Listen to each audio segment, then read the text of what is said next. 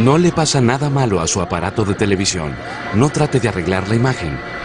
En la siguiente hora usted debe eliminar su incredulidad a todo. Suponga que una nave extraterrestre cayó en el desierto. Nosotros la recogimos y nuestra misión es saber cómo funciona y descubrir también su tecnología de ingeniería. Con la ayuda de grandes médicos, astrónomos e ingenieros, descifraremos la tecnología de los ovnis. Anuladores de inercia, mecanismos de antigravedad y excavadoras de huecos de gusanos. Quizá en el proceso descubramos los secretos del universo a través de la ingeniería extraterrestre.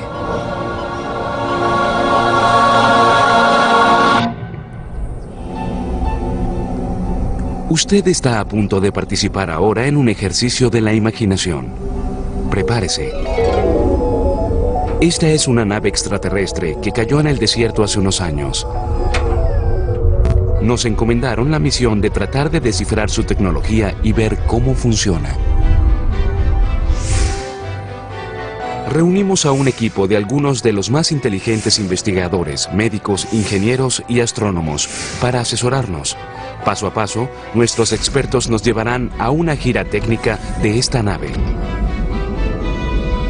Desde sus controles y su aerodinámica hasta su sistema de propulsión. Aprenderemos cómo viaja por el espacio y cómo maniobra por el aire. Esta tarea no será fácil, pero sí gratificante.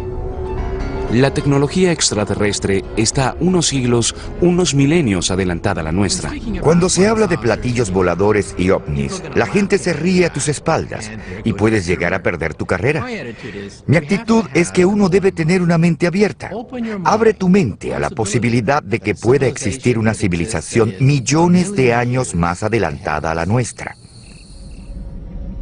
Yo digo que hallen una ley física que evite los contactos con civilizaciones millones de años más adelantadas a la nuestra.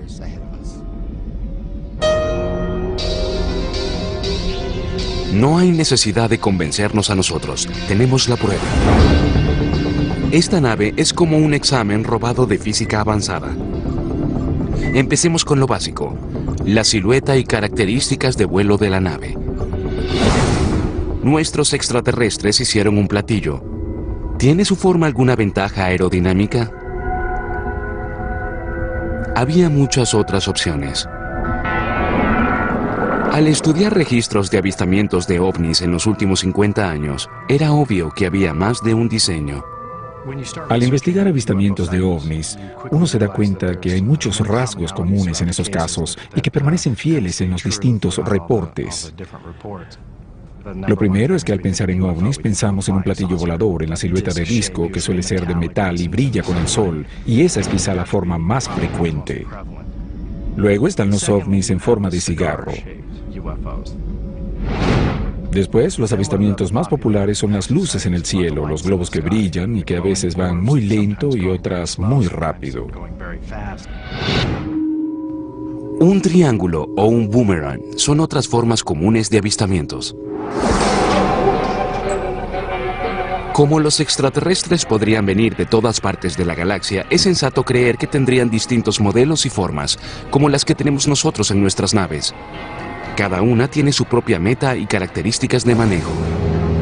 Cuando se piensa en un avión ligero, las alas suelen tener generalmente bordes romos, pero cuando desarrollas altas velocidades, las alas deben tener bordes afilados. Para llegar a velocidades hipersónicas, no necesitas tener ninguna ala. Lo que la NASA está probando en estos momentos es básicamente algo que tiene la forma de una lámina voladora. La forma sí afecta la calidad aerodinámica de un objeto volador en nuestra atmósfera. Cuando uno piensa en aviones convencionales, la fuerza que suele actuar sobre ellos es la fuerza ascensional. Eso generalmente es hecho por alguna superficie a la que llamamos ala. Pero contra la fuerza ascensional actúa la resistencia al avance, y eso es sencillamente el aire que se mueve sobre una superficie y que tiende a impedir su movimiento. Por supuesto que eso hay que superarlo con algún tipo de propulsión hacia adelante o impulso que contrarresta la resistencia al avance. Muy pocos avistamientos mencionan alas, colas, motores de reacción o hélices. Pero un objeto que carezca de esas cosas puede aún así mantenerse en el aire. Hay un dicho que dice que con suficiente propulsión hasta un ladrillo puede volar. Y eso es verdad. Con suficiente propulsión, una nave puede llegar al espacio. Al igual que nuestros cohetes, los ovnis, en forma de cigarros, podrían perforar nuestra densa atmósfera. Al estudiar las formas de los ovnis avistados, veremos que las de triángulos o boomerangs son las mejores en el aspecto aerodinámico. Nosotros tenemos una nave en forma de boomerang, como el bombardero B-2 Stealth, que es conocido como un diseño de ala fija. El ala fija es una silueta hermosa, al menos para los vuelos subsónicos, porque es un ala pura y es toda eficiente. Cuando pones motores por fuera, cuando pones el fuselaje, la cola, un timón y ascensores, añades resistencia de aire. El ala fija no tiene eso. El ala en forma de boomerang surgió en la primera mitad del siglo XX. La compañía Northrop Aircraft diseñó incluso un bombardero de largo alcance con esa silueta en la Segunda Guerra Mundial.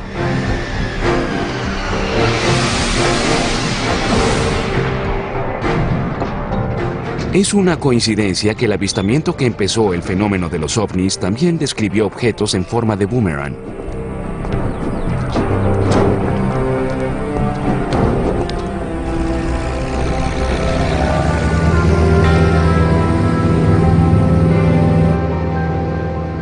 El 24 de junio de 1947, Kenneth Arnold, un piloto aficionado, volaba en un Cessna de un solo motor en las montañas Cascade, en el estado de Washington, cuando una luz llamó su atención. Él dijo haber visto varios objetos metálicos volando en una formación V, a gran velocidad.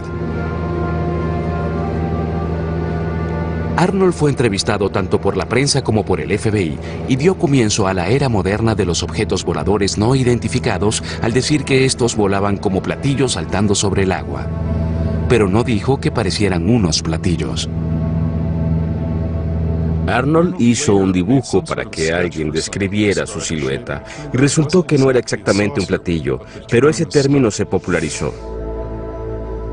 La comparación del dibujo de Arnold con un avión Stealth de la Fuerza Aérea Norteamericana revela algunas similitudes. Quizá a los extraterrestres que hicieron naves triangulares también les preocupaba la resistencia del aire en la atmósfera exterior. Claro que en el vacío del espacio no hay resistencia del aire.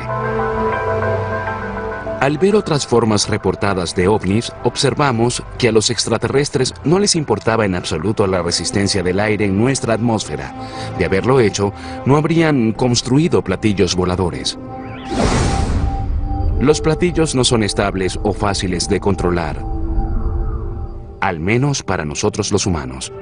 No tienen ninguna superficie particular de control, como los alerones o aletas de un avión, para cambiar de dirección al subir o al girar.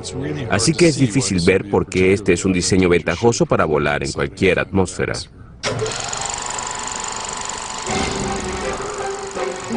Muchos se han interesado en hacer platillos voladores y han mostrado que se pueden hacer. Por lo general tienen forma de platillos con un ventilador grande en el centro. Ellos despegan, vuelan y dan un buen espectáculo. Pero es un avión malo, una superficie muy ineficiente de elevación. Ellos obtienen la mayoría de su impulso del ventilador que sopla aire hacia abajo, casi como un helicóptero. En términos de eficiencia, está en el fondo de la escala en lo que se refiere a mecanismos de elevación. ¿Por qué los extraterrestres harían naves tan ineficientes en el aspecto aerodinámico? La verdad es que podían hacer naves con cualquier forma y éstas volarían gracias a su poderoso sistema de propulsión. Me parece que cuando uno piensa en las cosas que se han reportado, sus sistemas de propulsión deben ser tan poderosos que en realidad no importa qué forma tengan las naves. Estudiaremos más tarde la propulsión de la nave extraterrestre. Pero por ahora, tengamos en cuenta esto. En esta nave, lo aerodinámico es casi obsoleto. Quizá nuestros extraterrestres escogieron el modelo de platillo volador solo porque se ve muy bien. Si su sistema de propulsión es tan poderoso como creemos, ¿cómo sobreviven los extraterrestres a bordo a las fuerzas tan violentas de los cambios abruptos en velocidad que destrozarían a un ser humano? En otras palabras, en la nave debe haber un anulador de inercia. Ahora enviaremos a nuestro equipo para encontrarlo.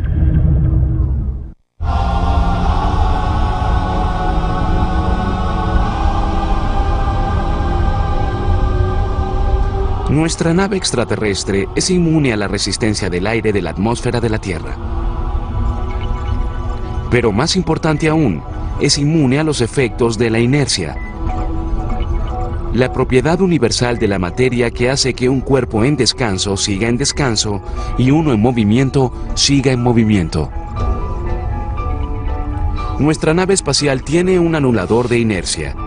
Una suerte de cinturón de seguridad de alta tecnología que evita que todo en el interior de nuestra rápida nave salga por el parabrisas. Al estudiar reportes de ovnis, nuestros expertos pueden entender mejor este equipo extraterrestre. A veces oyes reportes de ovnis, naves o como sea que los describan, que se mueven a cientos o miles de kilómetros por hora por el cielo.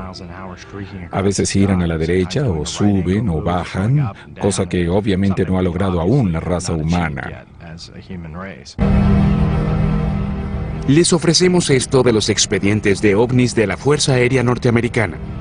El 6 de diciembre de 1962, en los minutos antes del amanecer, un bombardero B-29 lideró una misión de entrenamiento sobre el Golfo de México. De repente un objeto salió en el radar dirigiéndose al bombardero. Capitán, un demonio viene a 3.800. No, a 4.200 millas náuticas. Eso es casi 8.000 kilómetros por hora. Viene por el este, señor. Un tripulante fue a la ventana derecha de la cabina del piloto y vio una luz blanca y azul. Luego vio 4 señales más en la pantalla. Hay otro más que viene hacia acá. Señor, a esta distancia deben poder verlo. Estos también pasaron a más de 8.000 kilómetros por hora. ¿Qué fue eso? Luego uno de los objetos se separó y empezó a seguir al avión.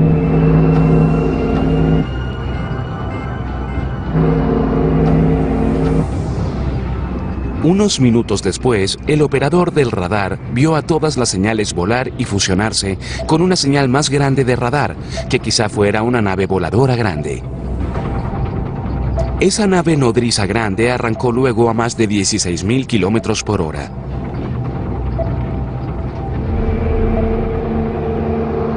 Nuestras naves de entonces y las de ahora no alcanzan esas velocidades. Y aunque pudieran hacerlo, moriríamos al ir tan rápido o al parar de repente o girar tan rápido.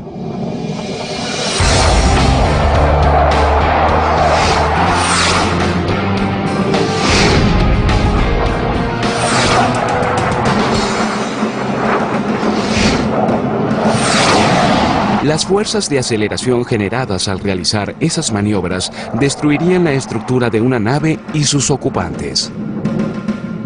Cada vez que aceleras, desaceleras o giras, participa una fuerza, y si el movimiento es muy severo, entonces la fuerza debe ser muy severa.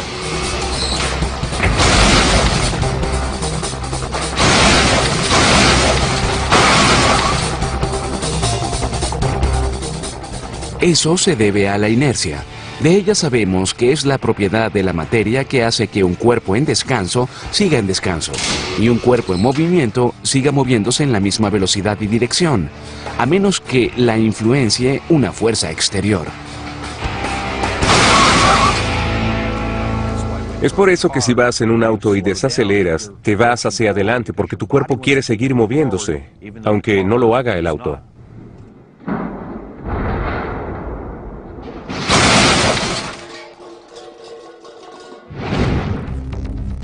Si la nave espacial viaja a más de 8.000 kilómetros por hora y se para de repente, la nave quizás se detenga. Pero los pilotos extraterrestres se moverán hacia adelante por la inercia. En otras palabras, si su cuerpo se parece al nuestro, se volverían unas manchas húmedas en el interior de la nave.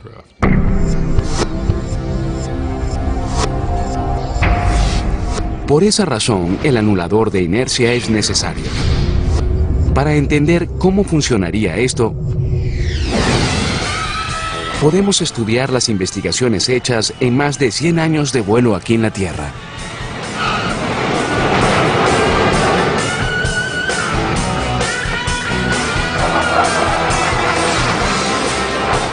Las fuerzas de aceleración se miden en unidades de aceleración gravitacional o fuerzas G. Una sola G es el empuje hacia abajo que la Tierra ejerce en nuestros cuerpos a nivel del mar. Los pilotos de cazas y acrobacias llegan hasta 9 G durante ciertas maniobras. Subir en el avión genera G positivas. Eso da la sensación de que uno sea varias veces más pesado. Las caídas en picada y las paradas abruptas producen G negativas y una sensación de ingravidez, como una montaña rusa que baja por su primera caída grande. Pero alcanzar G altas no es como una atracción de un parque temático. De hecho, pueden ser mortales.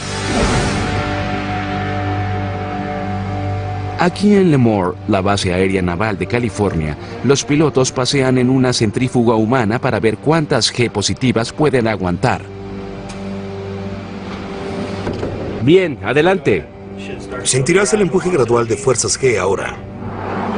Nuestra centrífuga, la góndola de aquí, va a 104 o a 110 kilómetros por hora, y eso no parece muy veloz, pero a medida que rota sobre ese brazo, produce altas fuerzas G hasta 15, aunque los humanos estamos limitados hasta 9 G.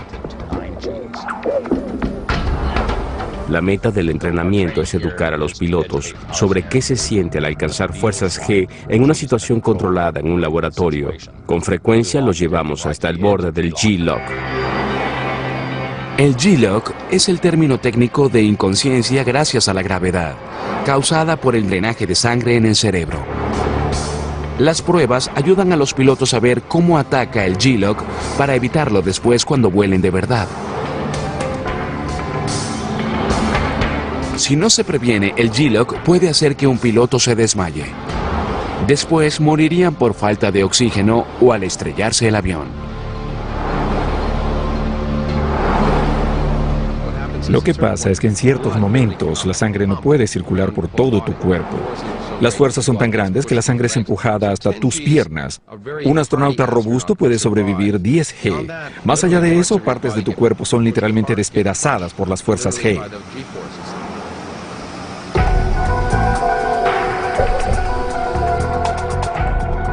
El cuerpo humano es aún más sensible a las fuerzas G negativas. Sabemos mucho de la forma en que las fuerzas G negativas afectan al cuerpo gracias a hombres como el Dr. John Stapp. Él trabajó en la Fuerza Aérea como su propio conejillo de Indias. Se montaba en trineos de cohetes y se lanzaba por una pista grande y era detenido instantáneamente. Eso generaba muchas fuerzas negativas G. En una prueba en 1964, Stapp llegó a la velocidad de 1017 kilómetros antes de detenerse en menos de 2 segundos.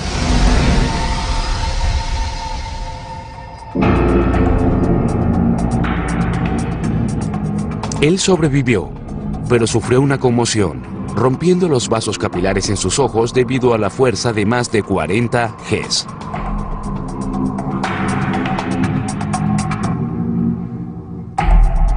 La experiencia de Stapp hizo que desde los asientos eyectores hasta los cinturones de seguridad fueran más seguros, Aunque esas pruebas son severas, no producen las fuerzas G que causarían un paseo en un ovni. Si un platillo volara a la velocidad de la luz e hiciera un giro a la derecha en una décima de segundo, la aceleración sentida sería de 300 G, que bastaría para destruirlo todo, cualquier material conocido y todo lo que haya dentro. Pero esa maniobra sería nada para un ovni. Algunos informes indican objetos que pasaron de 0 a 14.500 kilómetros por hora en forma casi instantánea. Las fuerzas G que uno experimentaría si hiciera eso serían mucho mayores que la fuerza de gravedad.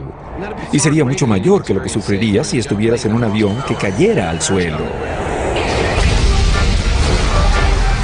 Nuestra nave tiene un anulador de inercia, porque al solo pisar a fondo el acelerador, crea más fuerzas G que la caída de un avión. Así que, ¿cómo funciona eso?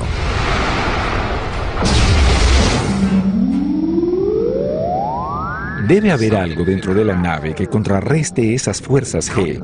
Una posibilidad, al menos en principio, es manipular la propia fuerza de gravedad.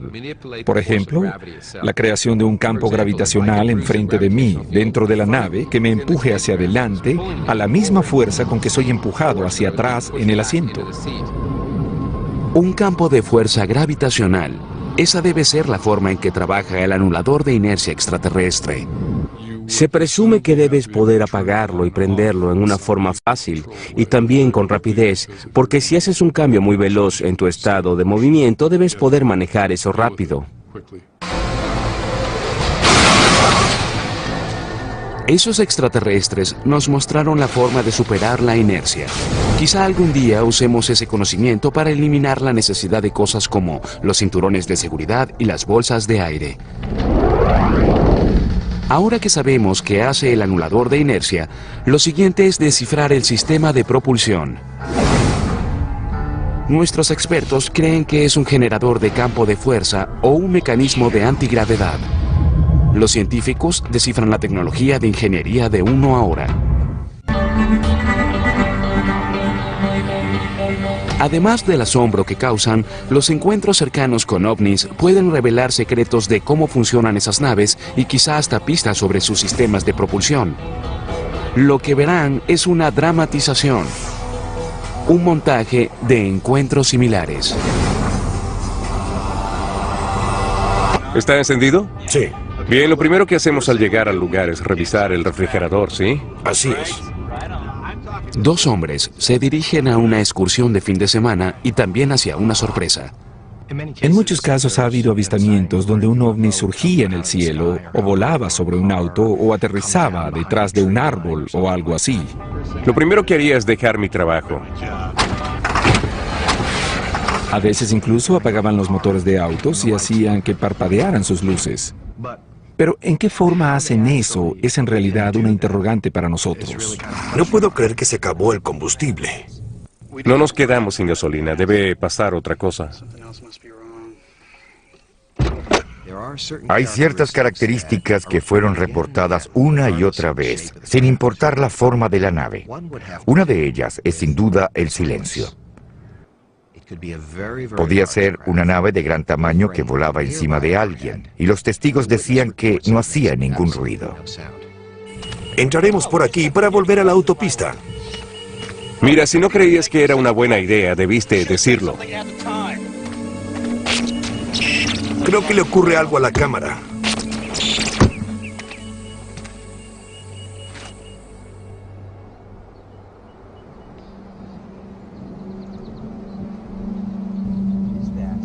¿Qué es eso? ¿Qué diablos es eso? Bob, ¿qué es eso?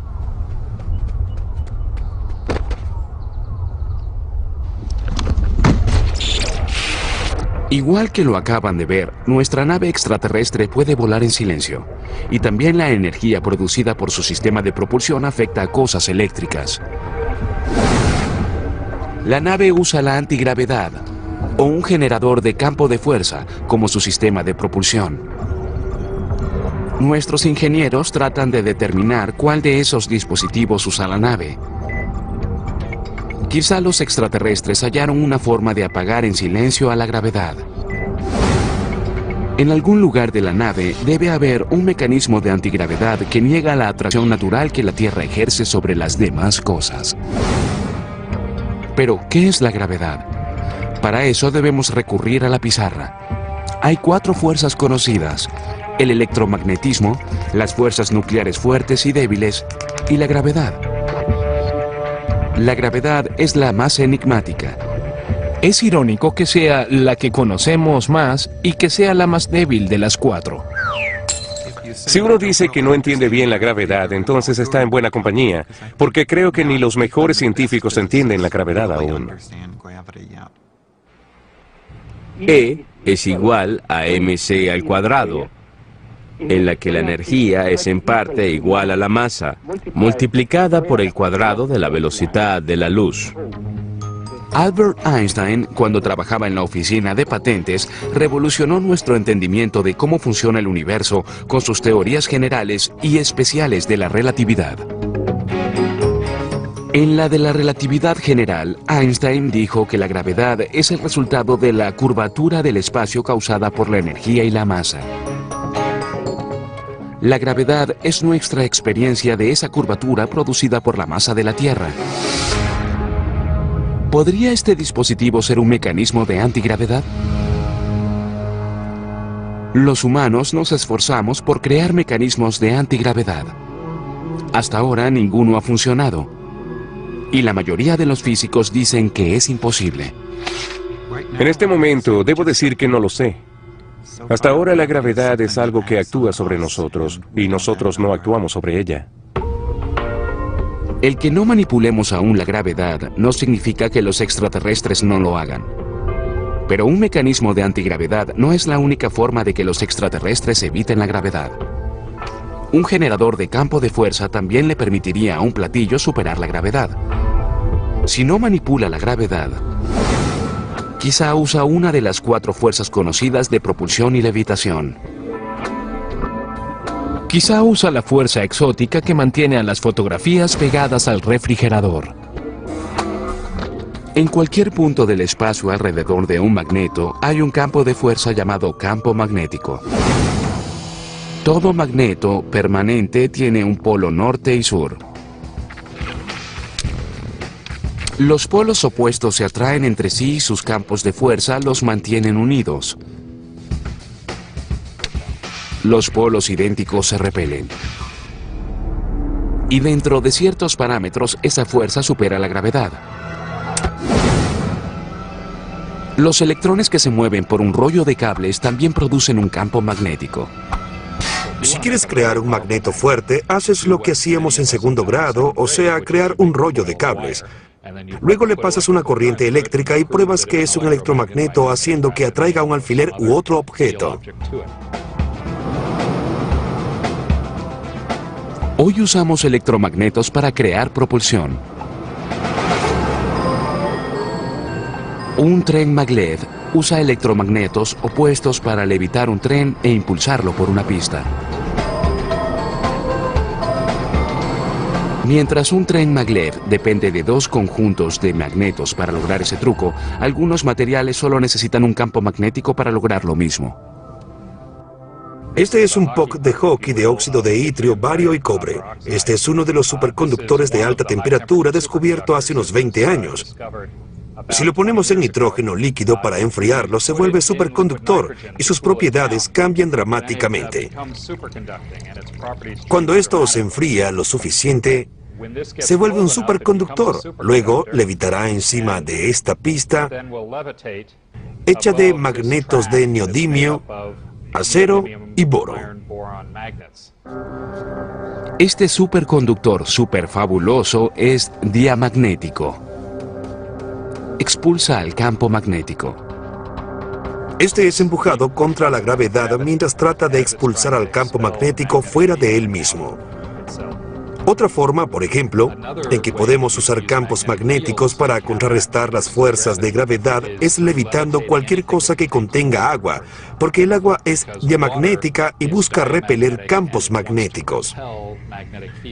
Ella en verdad quiere dejar el campo magnético. Hay seres vivos que pueden ser diamagnéticos, como los sapos.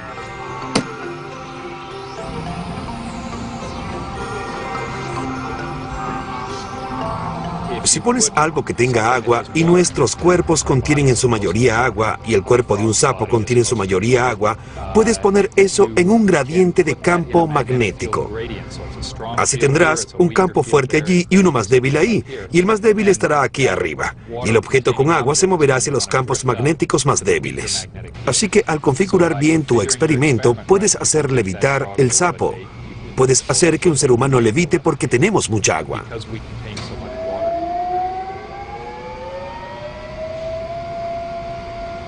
¿Podría ser esta la forma en que levitan al platillo? ¿Estará la nave hecha de algún material diamagnético? En principio, los campos magnéticos pueden ser usados para impulsar una nave por el aire. Y es natural que al ver la historia de los ovnis se piense en campos magnéticos.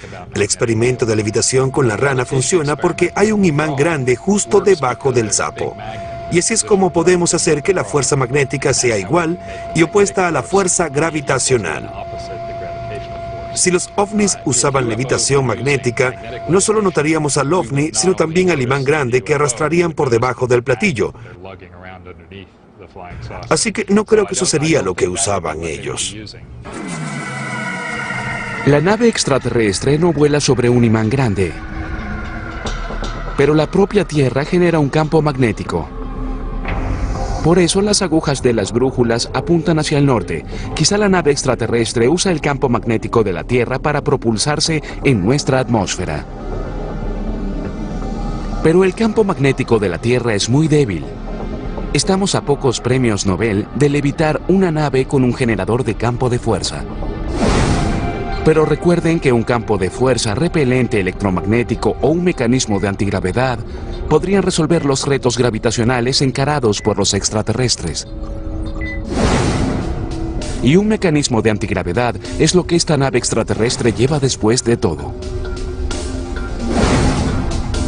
Su mecanismo de antigravedad manipula la gravedad de la Tierra, revirtiéndola contra sí misma y la concentra para sustentar a la nave en una onda gravitacional. Esta puede ir en la dirección que quiera. Ahora que sabemos que la nave iguala las maniobras acrobáticas de los reportes más asombrosos de ovnis, nos fijaremos en los mecanismos que le permiten viajar por el universo. Nuestra nave extraterrestre usa una forma exótica de viajar por el espacio a través de las galaxias, porque no podría hacer eso con la energía de los combustibles de cohetes. El espacio es sencillamente muy grande, demasiado grande. Observen nuestro sistema solar. Si nuestro sistema fuera de un pie de largo, aquí está el Sol. Y aquí la órbita de Plutón. Y uno preguntaría, ¿dónde están las estrellas más cercanas? Estarían a kilómetros de distancia. Después de nuestro Sol, la estrella más cercana está en el sistema Alpha Centauri, a más de 4 años luz de distancia. Eso significa que, aun si la nave extraterrestre viajara a la velocidad de la luz, a unos 300.000 kilómetros por segundo, tardaría unos 4 años en llegar a Alpha Centauri desde aquí. Y aun si fuéramos allí, quizá no hallaríamos a nadie.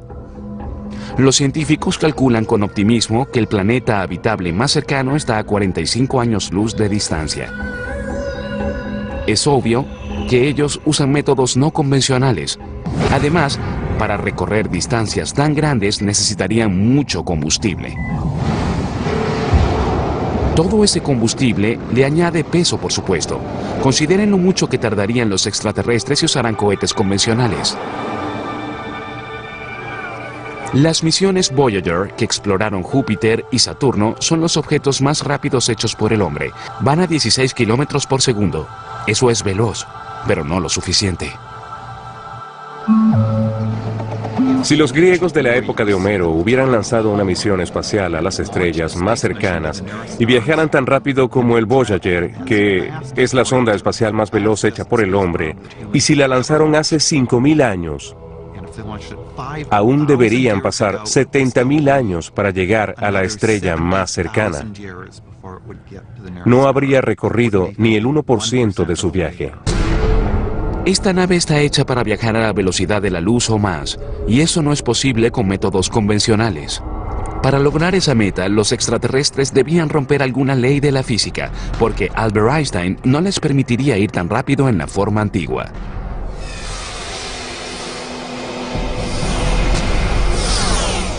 A principios del siglo XX, Albert Einstein ofreció una nueva forma de entender al universo con sus teorías generales y especiales de la relatividad.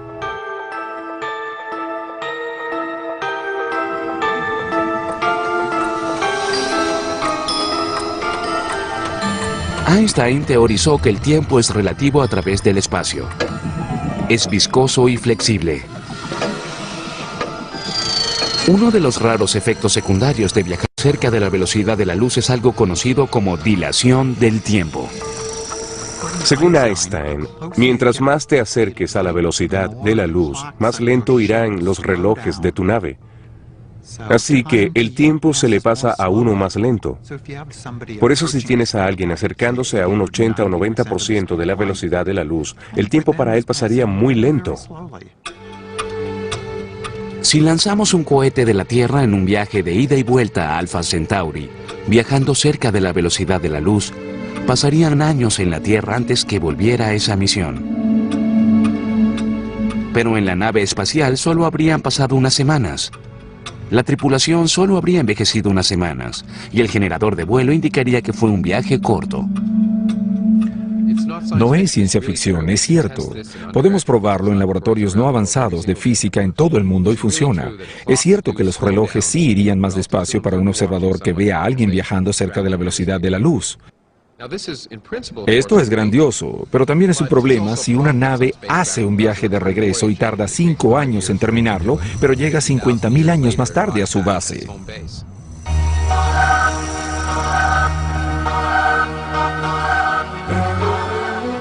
Pero Einstein predijo un problema mayor. Nuestra nave solo puede ir hasta cierta velocidad antes de toparse con Einstein, el mejor policía galáctico. Einstein dijo que hay un límite de velocidad universal. No es posible viajar más rápido que la velocidad de la luz, porque a esa velocidad las leyes de la física alteran la masa. A medida que los objetos suben su velocidad para acercarse más a la velocidad de la luz, aumentan su masa. Si tomo un átomo y lo acelero a la mitad de la velocidad de la luz con combustible de cohete, la cantidad de combustible requerida sería mayor que toda la masa visible del universo. Como nuestra nave estaría hecha de átomos, tendría el mismo problema.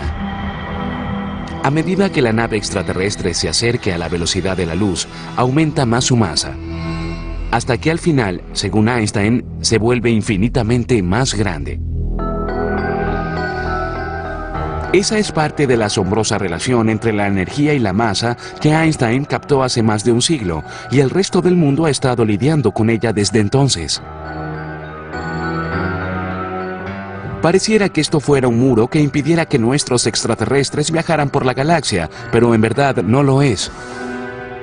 Porque nuestros extraterrestres hallaron una abertura en la teoría de la relatividad de Einstein. En realidad no es una abertura, sino un agujero de gusano. Quizá hay un desvío alrededor de la velocidad de la luz.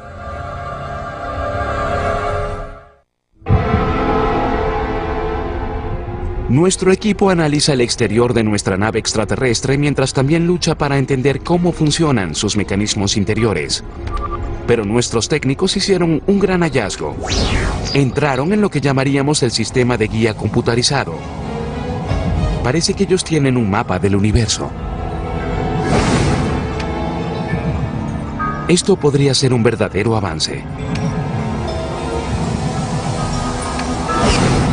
Al contrario de lo que aprendimos en sexto grado, la distancia más corta entre dos puntos no es necesariamente una recta. Para empezar a entender lo que hacen los extraterrestres, debemos consultar de nuevo a Einstein y sus teorías sobre la gravedad. Einstein vio que la masa y el espacio, la materia y el espacio están conectados en el sentido de que puedes explicar la gravedad diciendo que la masa distorsiona al espacio y que ejerce una fuerza sobre él. El espacio está curvado en la vecindad de la materia y los planetas siguen el camino más corto en la superficie curveada del espacio. Así que los objetos masivos tuercen al propio espacio. Las pruebas de esta extraña teoría, que aseguró el sitial de Einstein entre los dioses de la física, surgieron por dos astrónomos británicos en una excursión durante un eclipse solar en 1919. Los astrónomos fotografiaron al Sol durante el eclipse. En la oscuridad, mientras la Luna oculta el Sol, se pueden ver las estrellas cerca del Sol. Pero Einstein creía que algunas estrellas detrás del Sol también serían visibles. Él predijo que su luz sería curveada por la inmensa gravedad alrededor del Sol, y por lo tanto serían visibles para nosotros más allá de su borde. Él calculó la cantidad por la que se curvearía, y en 1919 unos astrónomos vieron un eclipse de Sol y verificaron que su predicción era correcta, y así Einstein se volvió famoso. Como la gravedad tuerce el espacio, quizá los extraterrestres usaron ese fenómeno para volar a chorro por la galaxia. Este artefacto parece que es un mecanismo de velocidad de la luz. Si pudieras manipular al espacio, podrías expandirlo detrás de ti y contraerlo enfrente de ti. Y podrías construir un mecanismo de velocidad de la luz que tuerce el espacio al manipularlo enfrente y detrás de ti. Y al hacer eso, parece que ir de un sitio a otro se hace más rápido que la velocidad de la luz. Al contraer el tiempo espacial enfrente de ella, mientras expande el tiempo espacial por detrás, la nave extraterrestre se impulsaría como una bala que sale de un rifle. Y aún mejor, los relojes adentro irían a la misma velocidad que los de afuera. Eso es quizá lo más sorprendente. Irían en un bolsillo de espacio ordinario que no sentiría los efectos relativos de su alta velocidad. Como nuestros ingenieros entraron en las computadoras extraterrestres, aprendemos mucho más de la función de la nave. Al lado del mecanismo de velocidad de la luz hay un dispositivo más sofisticado. Relativamente hablando, este también permite viajar más rápido que la velocidad de la luz. Es un generador de agujero de gusano capaz de doblar al propio espacio. Imagínense en el espejo de Alicia. El espejo era en cierto sentido un atajo, un sistema de metro, un túnel a través del tejido del espacio y el tiempo. Eso es un agujero de gusano. Imagínense un mapa de la Tierra. La marca A representa Nueva York. La B representa París. Si doblamos el mapa, veremos que no están muy lejos. Ahora todo lo que debemos hacer es un agujero en el mapa para conectar a ambas ciudades. ¡Voilá! La abertura es como un agujero de gusano. En 1935, Einstein sacó su primer tratado sobre agujeros de gusanos. Nosotros los llamamos los puentes Einstein-Rosen. Y los puentes Einstein-Rosen nos llevan de una etapa a otra. Es una entrada. La teoría de Einstein permite que haya agujeros de gusanos. Y según la física cuántica pueden ocurrir en forma espontánea. Sabemos que las ecuaciones de Einstein están llenas de agujeros de gusanos. Es imposible ver las ecuaciones de Einstein sin hallar un agujero de gusano. Están en todos lados. El problema es saber cuán estables son. Por suerte, el generador de agujeros de gusano también tiene un estabilizador. Así los extraterrestres pueden abrir un agujero de gusano y tenerlo abierto hasta que pase la nave. Problema resuelto. La comprensión de esta nave extraterrestre ha sido un gran reto. Hemos tenido que usar al máximo nuestro conocimiento de física y mecánica cuántica para entender lo que lograron nuestras visitas extraterrestres. Pero logramos descifrar bastante. Un ejemplo es su forma de desafiar la gravedad y la inercia, y cómo elude la velocidad de la luz para cruzar el universo.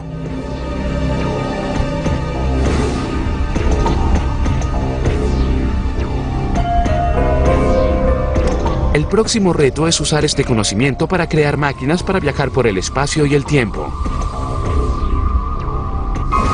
Y ver a los extraterrestres en su terreno, no como estudiantes u objetos, sino de igual a igual.